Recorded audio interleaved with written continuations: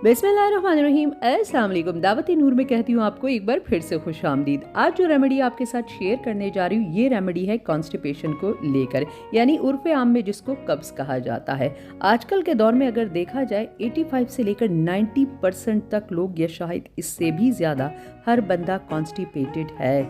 आप यकीन जानिए जो फिगर मैंने आपको बताया आपको हैरानी होगी, लेकिन अगर आप कोई बताता नहीं, लेकिन हर बंदे को ये कैफियत है।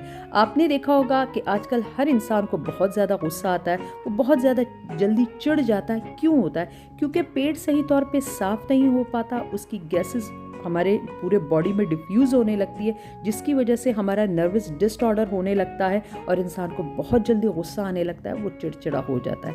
अच्छा, पहले बात ये करेंगे कॉन्स्टिपेशन हमें होता क्यों है।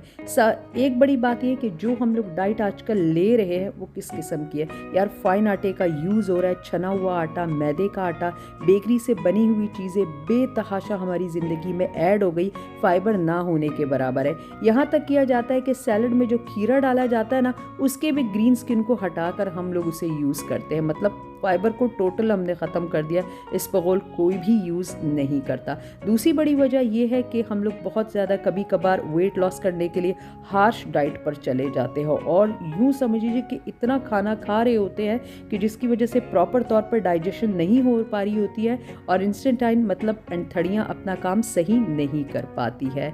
एक बड़ी वजह इसकी ये भी हो सकती है कि आपका लिवर सही तौर पर काम ना कर रहा हो। लिवर में अगर किसी भी किस्म की डिजीज़ हो जाती है, उसकी वजह से भी कॉन्स्टिपेशन पेशेंट को आम हो जाती है और हर वक्त ही रहती है उससे। अगर आप कॉन्स्टिपेटेड लोगों को देखें तो आपने ये बात बड़ी कॉमन उनके अंदर देखी होगी कि उनके घुटनों में दर्द रहता है। जो बंदा आपसे जोड़ों के दर्द की और घुटनों के दर्द की शिकायत करे, आप उनसे पूछेगा कि आपको कॉन्स्टिपेशन रहता है, आपको 90% लोग बताएंगे जी बहुत शदीद तरीके से कॉन्स्टिपेशन से मैं सफ़र कर रहा हूँ। तो जितने भी आपके बुज़ुर्ग हैं और फैमिली मेम्बर्स हैं जिन्हें इस किस्म की ये बहुत ही ज़्यादा तकलीफ दे बीमारी है, यार ये होम रेमेडी यूज़ कीजिए, बहुत ही आसान है, सस्ती है, ना सिर्फ पेट को साफ़ करेगी बल्कि और भी बॉडी को फ़ायदा देगी। साइंसी अद्वियात जो हम यूज़ करते हैं यार वो पेट को ज़रूर साफ़ तो कर देती है, फिर हमारा इम्यून सिस्टम उसका आदी हो जाता है और उसके बगैर फिर हमारा पेट साफ़ नहीं हो पाता और आहिस्ता आहिस्ता फिर हमें डोज बढ़ानी पड़ती है और वो बहुत ख़तरनाक किस्म की शक्ल इख्तियार कर लेती है। तो ये इतनी अल्हम्दुलिल्लाह अल्लाह ताला की नेचुरल दी हुई चीज़ों से अगर इलाज हो जाता है तो क्या ही बुरा है।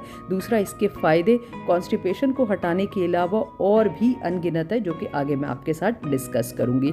इस बीमारी को क्योर करने के लिए सबसे पहले आपने 2 इंग्रेडिएंट ले लेने हैं जो बहुत आसानी से मिल भी जाते हैं। एक मैं यूज़ करूंगी खालिस जैतून के तेल का और दूसरा मैं यूज़ करूंगी कैस्टर ऑयल का। ये चीज़ें बड़ी आसानी से मिल भी जाती है और सस्ती भी है। इस बीमारी को क्योर करने के लिए आपको अगर जैतून का तेल नहीं मिलता तो आप बादाम के तेल को भी सब्स्टिट्यूट के तौर पर यूज़ कर सकते हैं, लेकिन बस यही तगो-दो कर लिया करें कि जो चीज़ें आप ले रहे हैं वो खालिस हो और साफ़ हो और अच्छी जगह से ख़रीदी हुई हो।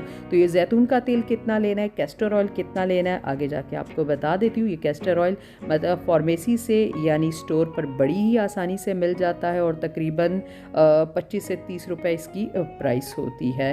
और अब इसको कितनी मिकदार में लेना है और किस चीज़ में शामिल करना है ये भी आपको मैं बता दूं। इसे शामिल करने के लिए आपको नीम गर्म पानी की ज़रूरत है, जो कि मैंने पहले से नीम गर्म कर लिया है, क्योंकि ठंडे पानी में इसका यूज़ कोई भी फ़ायदा आपको नहीं देगा। इतना नीम गर्म होना चाहिए कि आप उसे आसानी से पी सके, बस इतना आप देखा। चाय जितना गर्म नहीं होना चाहिए, नीम गर्म होना चाहिए। अब मैं इसके अंदर कैस्टर ऑयल शामिल कर रही हूँ। पहले थोड़ा सा मैंने इसे हिला लिया है और अब आप देख सकते हैं मेरे पास छोटे वाला चम्मच है, यानी चाय वाला चम्मच मैं यूज़ कर रही हूँ।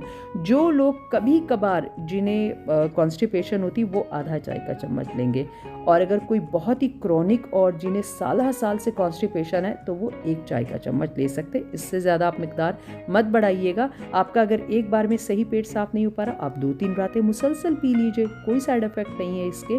तो अब मैंने इसके डाल दिया है। अब वही जो नॉर्मल लोग हैं वो जैतून को लेंगे, जैतून हो गया या बादाम का तेल हो गया, आपने इसे लेना 1 टेबलस्पून भर के। ये छोटे वाला चम्मच है तो मैं इससे इसके अंदर 2 डाल दूंगी, तो ये 1 टेबलस्पून के बराबर होगा। आप देख सकते हैं मैं भर भर कर इसे ले रही हूँ। इसी तरह से अगर कोई क्रॉनिक पेशेंट है तो वो इसे 1.5 से 2 टेबलस्पून तक जैतून का तेल शामिल कर सकता है।